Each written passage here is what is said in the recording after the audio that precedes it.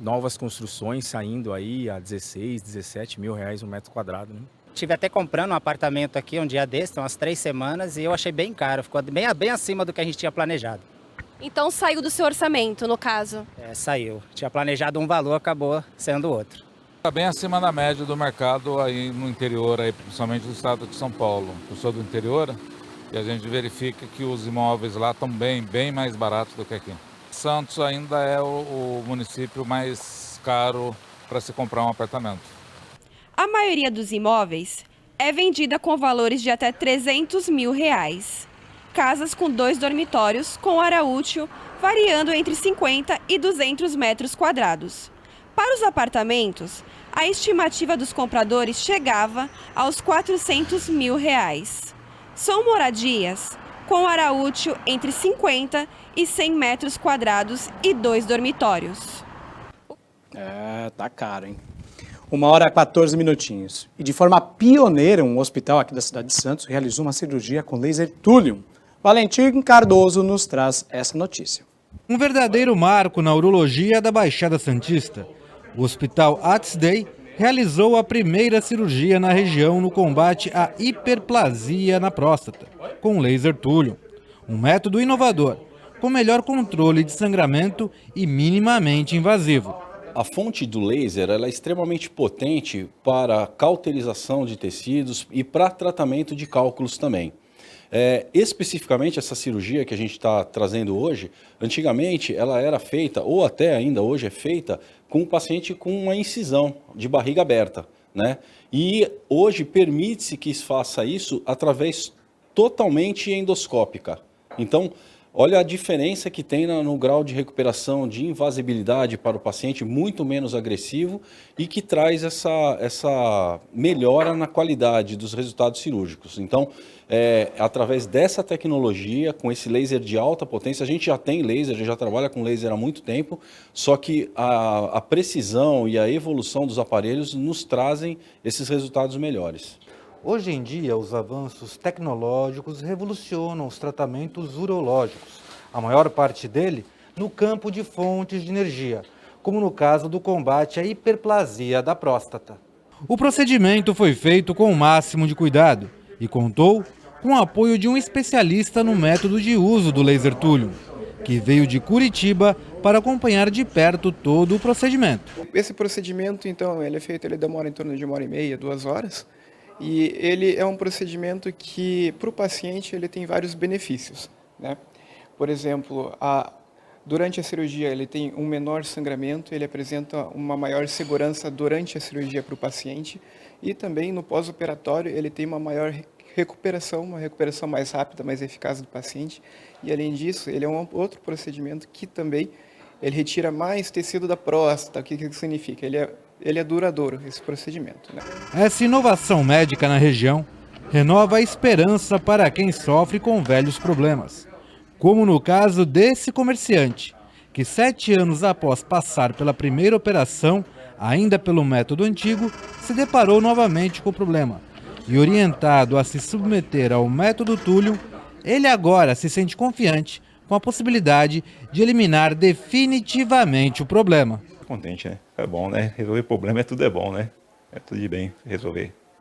Ainda mais quando é cuidando da saúde, né? Com certeza, né? Com certeza, resolvendo, vai resolver, tem fé nisso, vai resolver, vai ficar bom, né? E o melhor de tudo, de uma maneira bem inovadora, no primeiro na Baixada, né? Nossa, com certeza, né? Menos sofrimento, acredito que seja menos sofrimento, né? Recuperação bem mais rápida também, né? Bem mais rápida. É isso aí. A gente continua falando sobre o tema. Inclusive, estou com o Dr. Fábio Watts, urologista, médico urologista, aqui conosco na bancada do Jornal Litoral. Seja muito bem-vindo. Uma boa tarde para o senhor. Muito obrigado, Thiago. É sempre bom estar aqui para esclarecer para a nossa população da Baixada Santista do que se trata essas novas tecnologias aí. Vamos lá. Primeira pergunta. O que é a hiperplasia prostática? Bom, a próstata é uma glândula que faz parte do sistema reprodutor masculino, então as mulheres não têm, né?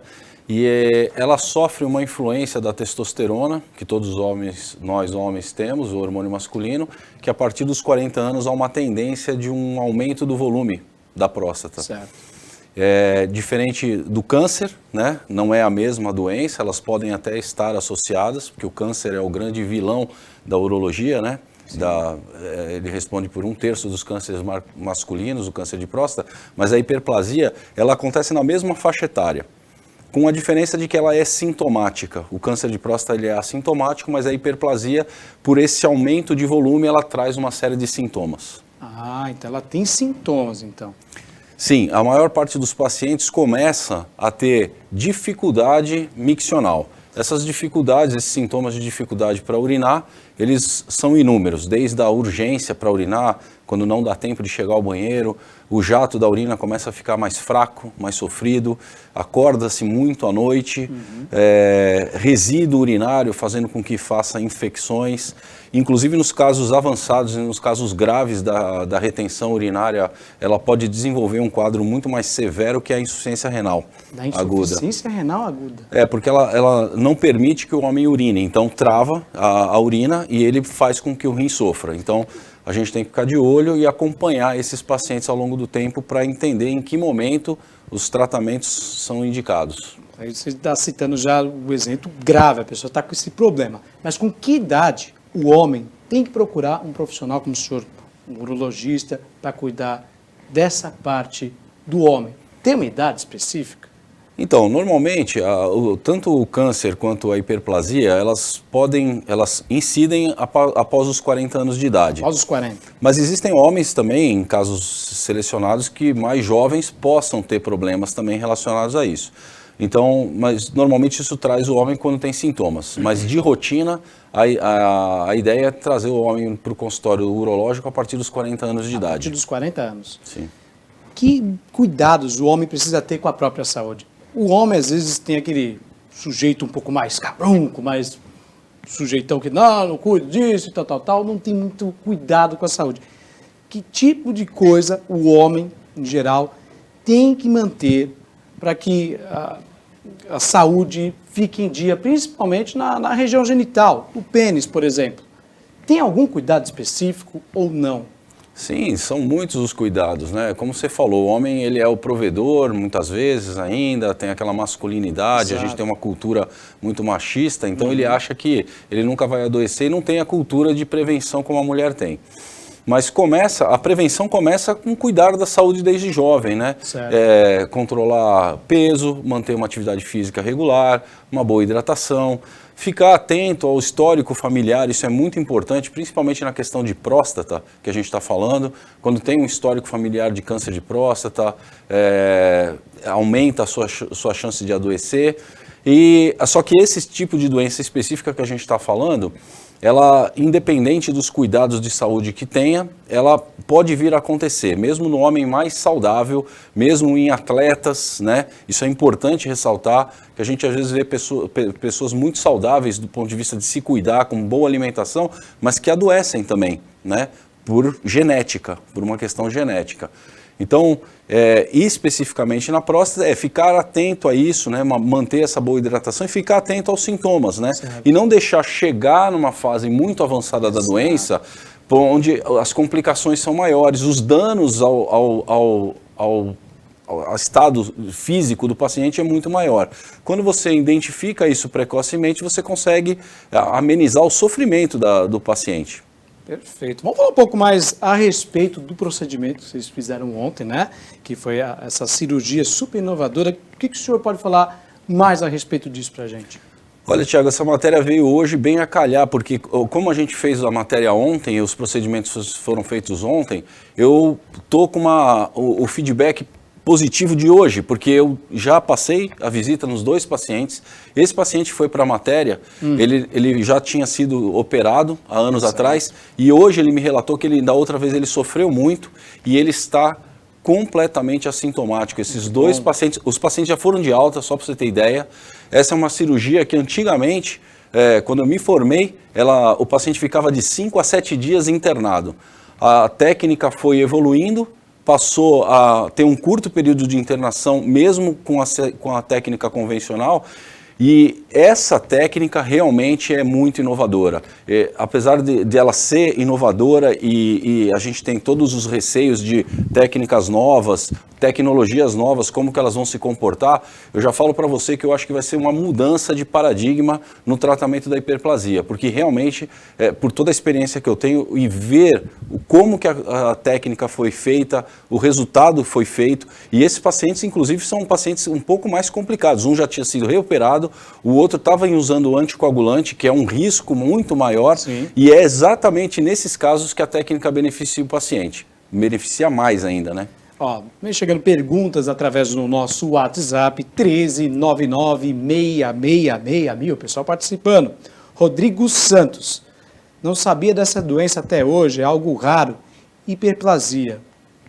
A pessoa nasce com isso? A pessoa está perguntando. Rodrigo Santos, perguntando se a pessoa nasce com esse tipo de doença. Não, Rodrigo, a hiperplasia é uma doença prostática, apesar de você nunca ter ouvido falar, é uma doença extremamente frequente. Acontece numa faixa etária mais avançada. Uhum. A consulta por esse motivo num consultório urológico é extremamente frequente. É um tratamento que a gente começa medicamentoso e chega em pontos cirúrgicos, né, que a gente precisa estabelecer juntamente com o paciente qual é o momento ideal. Mas é uma doença muito frequente. A hiperplasia, a próstata você nasce com ela. Certo. A hiperplasia você vai desenvolvê-la ao longo da vida, e principalmente depois dos 40 anos. Acho que a gente até já respondeu essa pergunta aqui do Márcio Rodrigues de Souza, ele é de São Vicente. Assunto muito importante, pouco falado. Como saber se tenho chances de ter essa doença? Márcio de São Vicente. Então, tem o histórico familiar, como eu citei, né? Isso.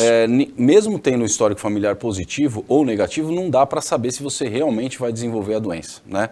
O importante é você passar a fazer os seus exames de rotina, porque aí o médico já vai poder conseguir identificar se essa próstata vem tomando volume, crescendo, mais atento aos seus sintomas, e isso é uma discussão dentro de um consultório da urologia. Perfeito.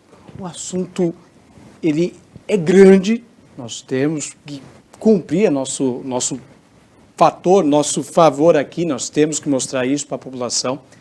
Eu convido o senhor a vir mais vezes aqui, com certeza quero o senhor aqui na bancada, se o senhor puder, para a gente esclarecer muito mais sobre esse assunto, que é muito interessante, até porque os homens têm até um certo preconceito em falar sobre isso. Quando a gente fala de próstata, existe até aquelas brincadeiras bobas que vão fazer o exame de próstata e tal, mas é uma coisa que não se deve existir e a gente tem que insistir com esse tipo de assunto, principalmente no telejornal de TV aberta, doutor.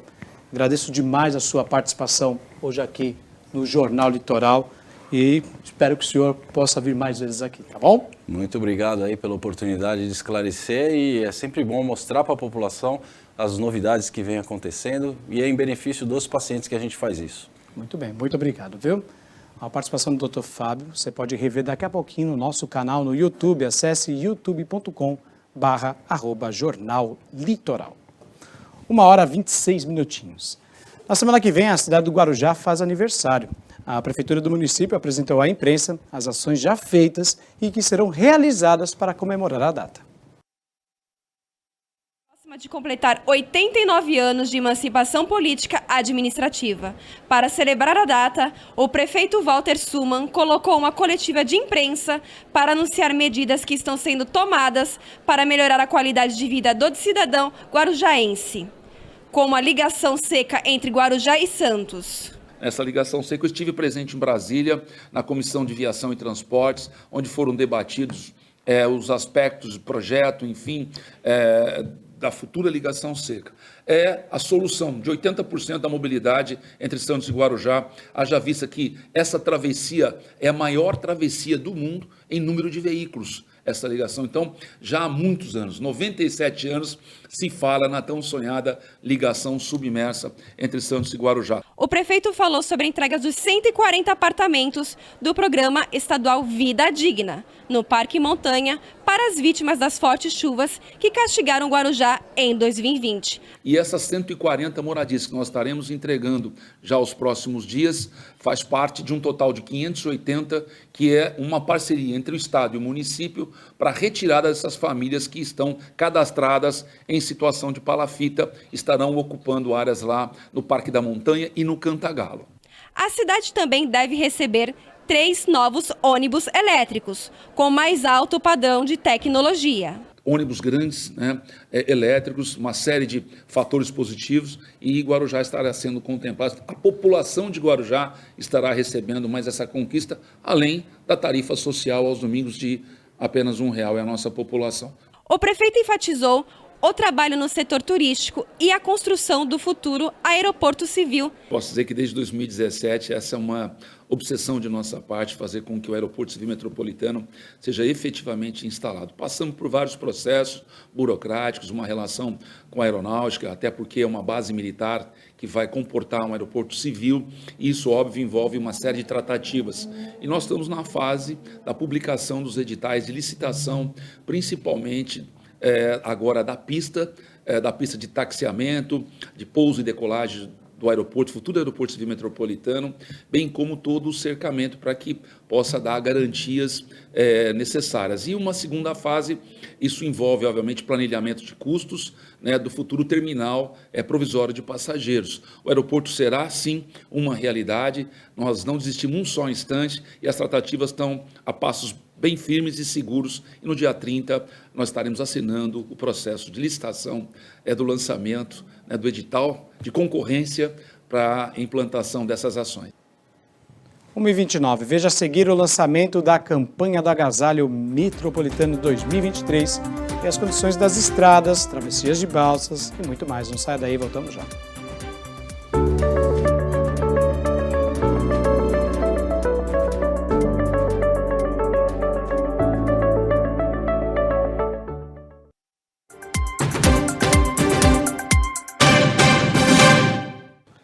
Uma e 33, e a cidade de Bertioga foi palco do lançamento da campanha metropolitana do agasalho.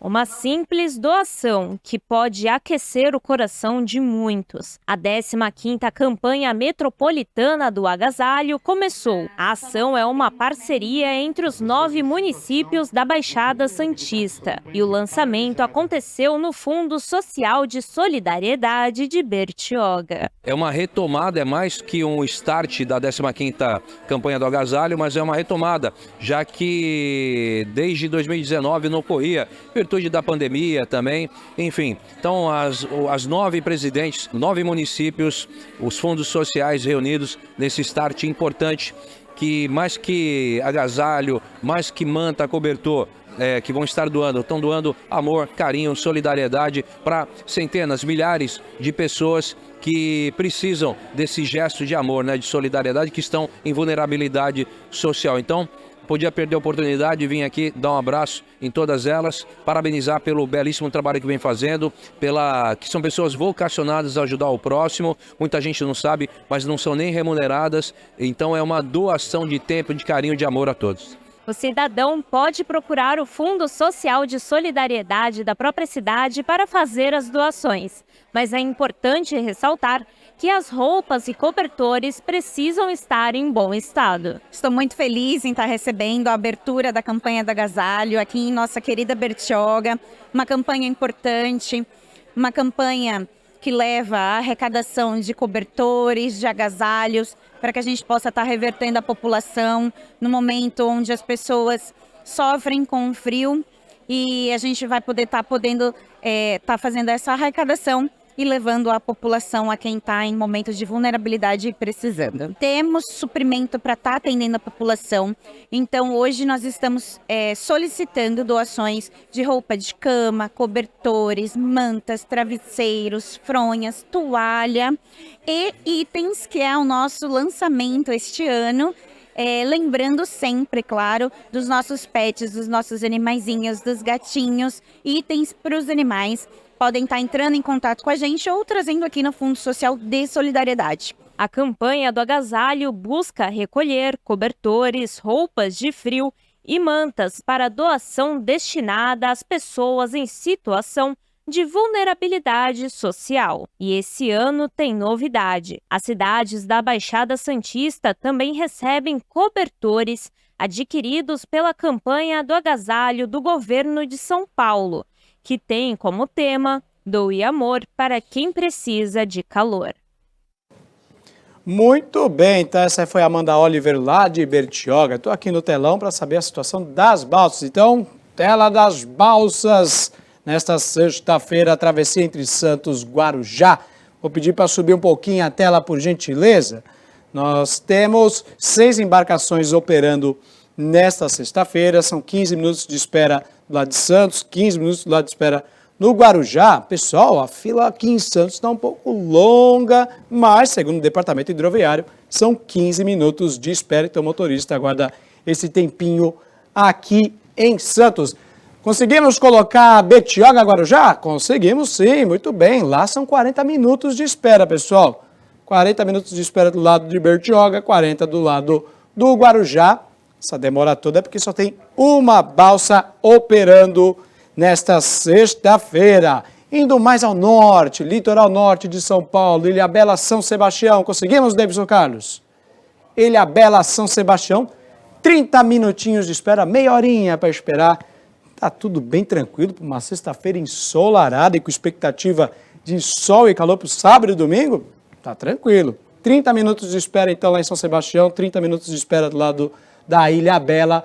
Lá são 4 embarcações, 4 balsas fazendo esse serviço, a operação de travessia entre os 2 municípios. Aproveitar que eu estou aqui na tela, vou mostrar para vocês, vou falar na verdade para vocês, a situação das estradas, sistema Anchieta Imigrantes.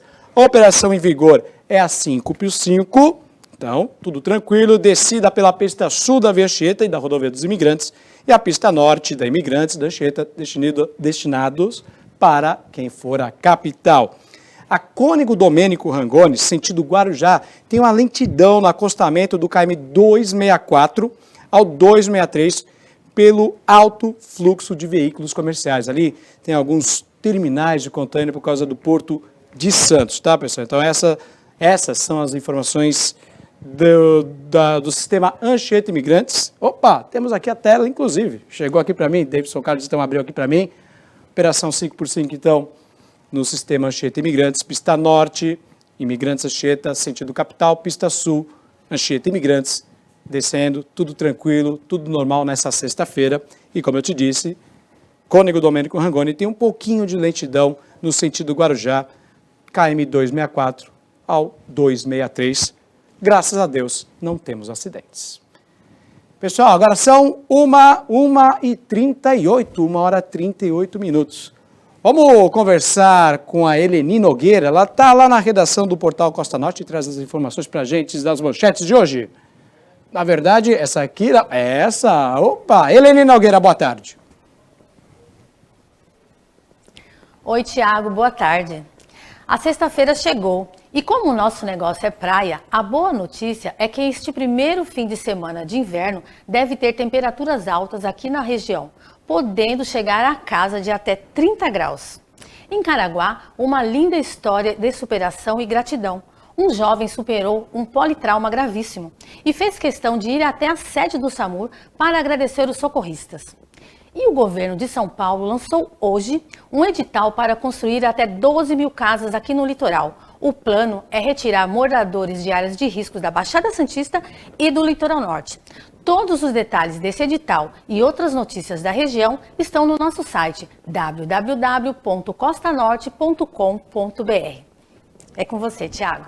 Valeu, Eleni Nogueira, conversando com a gente diretamente do Portal Costa Norte. 1h40 minutinhos. E do Portal Costa Norte, vamos para as notícias das redes sociais. Vamos conferir o que bomba nas páginas do Viver em Santos e região. Abrimos com imagens de ladrões roubando uma bicicleta no estacionamento de um hortifruti granjeiro na Avenida Conselheiro Nébias, aqui em Santos. Esse caso ocorreu na manhã de ontem e, de acordo com o relato da vítima, a bicicleta estava trancada com um cadeado. Aí 2 homens se aproximaram aí da bicicleta, enquanto um está dando cobertura, o outro vai lá e quebra o cadeado, pessoal. Quem tiver informação desses 2 cidadãos aí, ó, liga para a polícia, 181. Tá aí então as câmeras flagrando o roubo de uma bicicleta na Avenida Conselheiro Neves, aqui em Santos, no bairro da Encruzilhada. Pois é, infelizmente, né?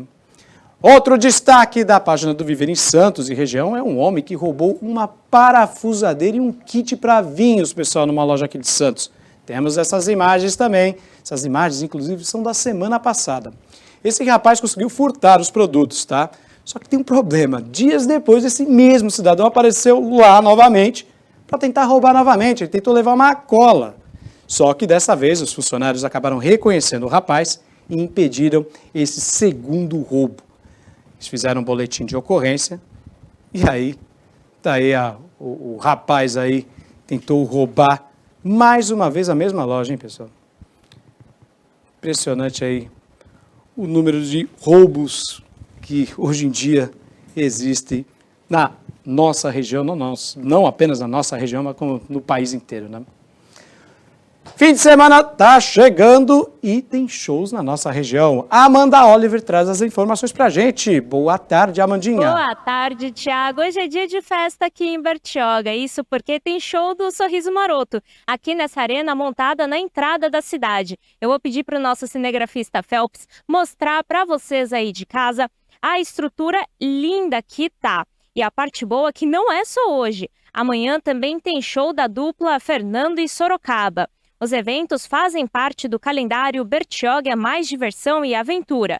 Desta vez, a cidade foi palco do São João na Praia. O festival se encerra no domingo, dia 25, com Thiago Brado, um dos principais nomes da música pop cristã no Brasil. E olha que legal, para assistir tem a opção da pista solidária, onde o ingresso é trocado por 1 quilo de alimento não perecível. Mas para quem gosta de ficar pertinho do palco, tem inúmeras opções para ingressos à venda. Se você aí de casa quer saber mais sobre esse evento, basta acessar o portal Costa Norte. Lá tem tudo o que você precisa saber. Com você, Thiago. Valeu, Amanda Oliver, conversando conosco diretamente de Bertioga. 1h43. Veja a seguir os destaques do futebol com Murilo Tauro e um projeto que tem ajudado famílias no Litoral Norte. 1h43, a gente volta já.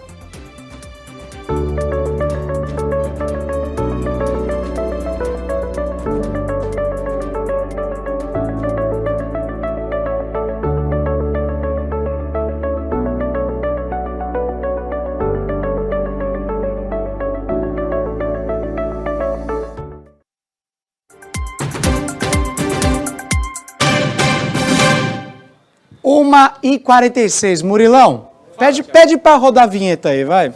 Roda a vinhetinha, por favor.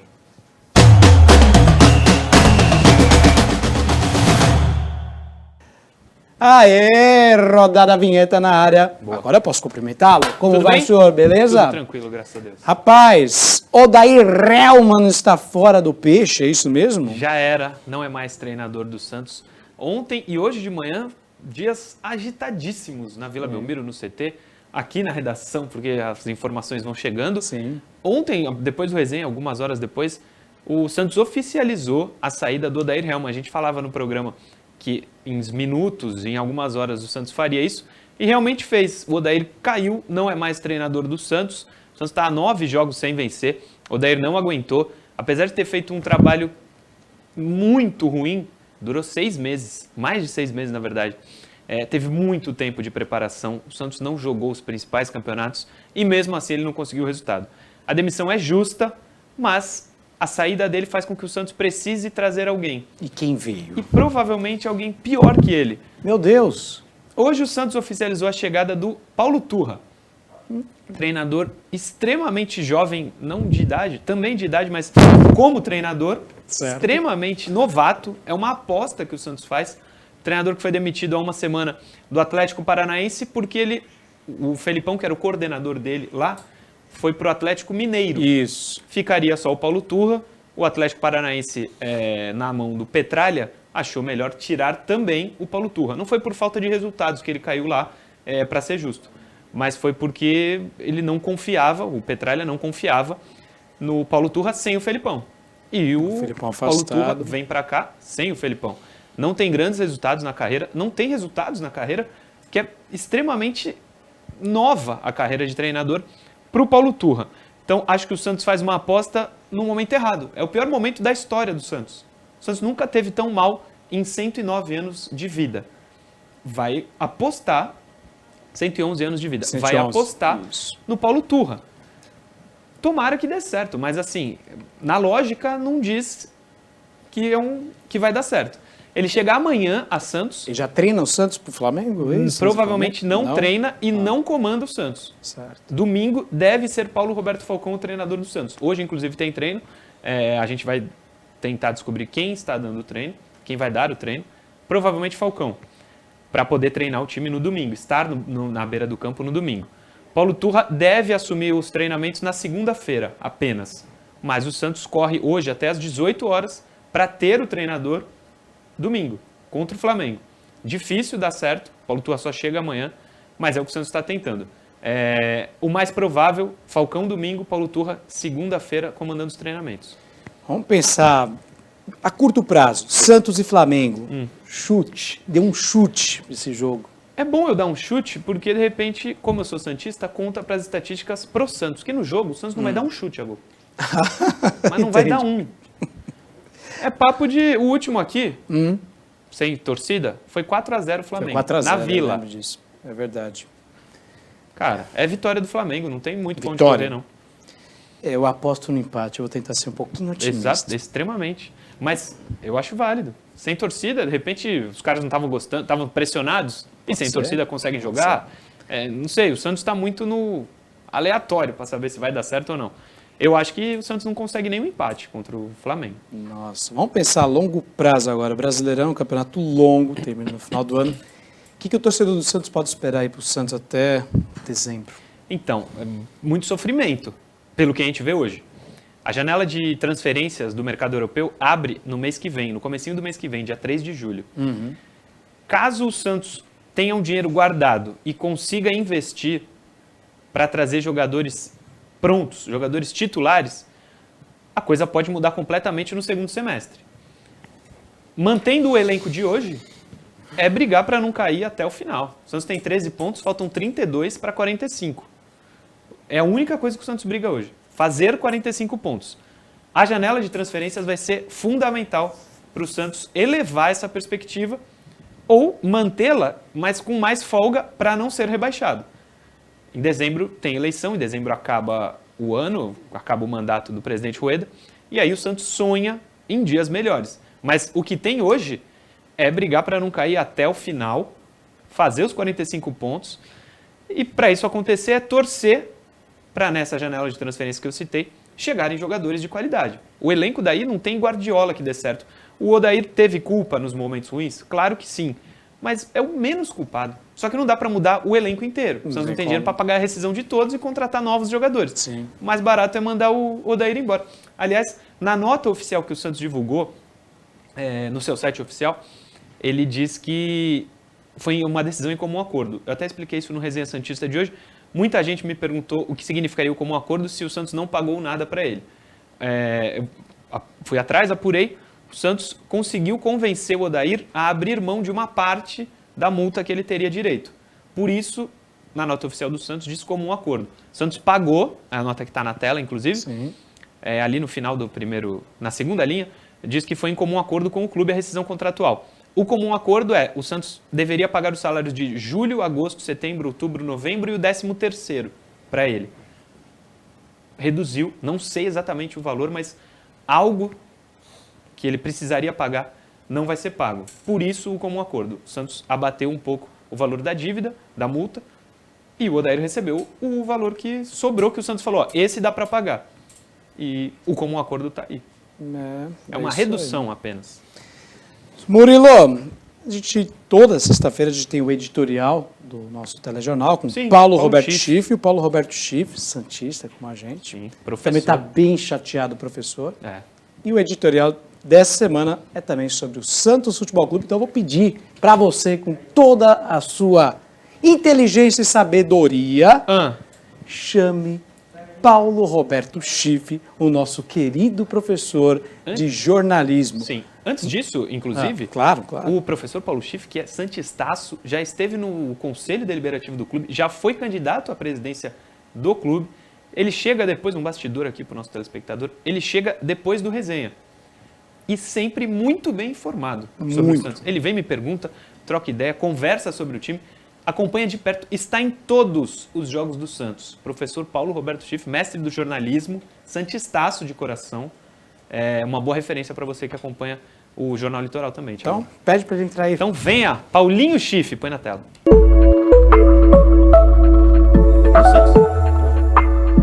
O Santos Futebol Clube anunciou hoje a contratação do treinador Paulo Turra, demitido do Atlético Paranaense, para substituir Odair Hellmann no comando técnico do time. É o 9º treinador em 2 anos e meio de gestão do presidente Andrés Rueda. Isso aí já dá conta da falta de planejamento absoluto com que foi conduzido o futebol do Santos nessa gestão. 9 treinadores, é o 9º, em 2 anos e meio. Paulo Turra não tem grande diferença em relação ao Odair Hellmann. Não se sabe se ele vai chegar, talvez dê sorte e arrume a situação crítica do Santos, que depois de 11 rodadas está 2 pontos acima da zona do rebaixamento e nos últimos 9 jogos não conquistou nenhuma vitória. Era insustentável realmente a situação do Odair Hellmann, que ficou desde novembro do ano passado. Agora, nessa confusão toda, a torcida que deveria abraçar o time, que deveria compreender esse momento difícil e ser realmente o 12º jogador, a torcida jogou contra. É uma vergonha o que a torcida do Santos fez quarta-feira, depois no final do jogo da derrota contra o Corinthians. Há uma reportagem do Diário do Litoral que diz que os torcedores entraram com bombas batom dentro dos tênis. Pode ser até que tenha acontecido isso, mas é muito mais provável que as bombas tenham sido colocadas nas arquibancadas quando os torcedores entram antes para deixar a bandeira, para preparar a participação no jogo. Seja de uma maneira, seja de outra, é uma vergonha, é inadmissível que a torcida do Santos tenha produzido para o clube mais esse prejuízo. O Santos já foi suspenso preventivamente 6 jogos, vai ter o julgamento ainda e o prejuízo pode ser ainda maior. Se o Santos for rebaixado nesse ano, tem colaboração decisiva da torcida pela atitude no jogo contra o Corinthians.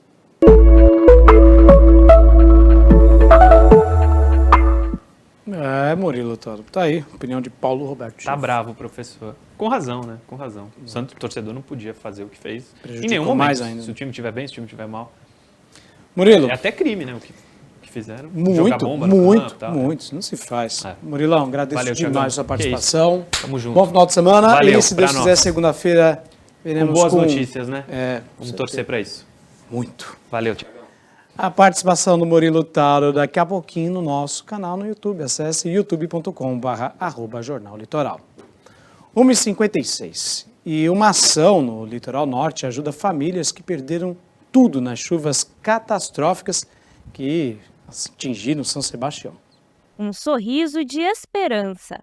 Após a tragédia que atingiu a cidade de São Sebastião em fevereiro deste ano, diversas entidades prestaram serviços de apoio para a recuperação das famílias sobreviventes, que perderam tudo em enchentes e deslizamentos. Mas uma nova oportunidade ainda surpreende.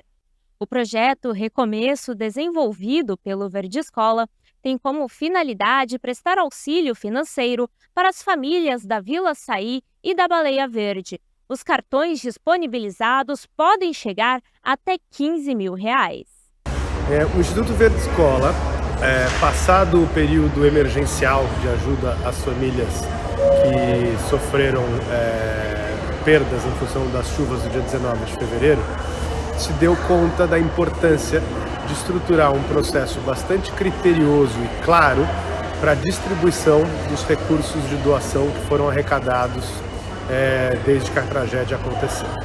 Então, com isso em vista, a gente assinou uma parceria entre a Fundação Getúlio Vargas e o Instituto Verde Escola para conceber o projeto Recomeço. O dinheiro é para investimento em móveis, eletrodomésticos, materiais de construção, além de compras em supermercados, mercearias e farmácias.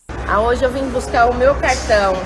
Nossa, eu pensei que era um valor e Deus me abençoou e agradeço a todos que ajudaram a gente a chegar e ter essa oportunidade de poder reconstruir a nossa vida. Vou reformar a casa do meu pai. Azulejo, revestir ela e, sei lá,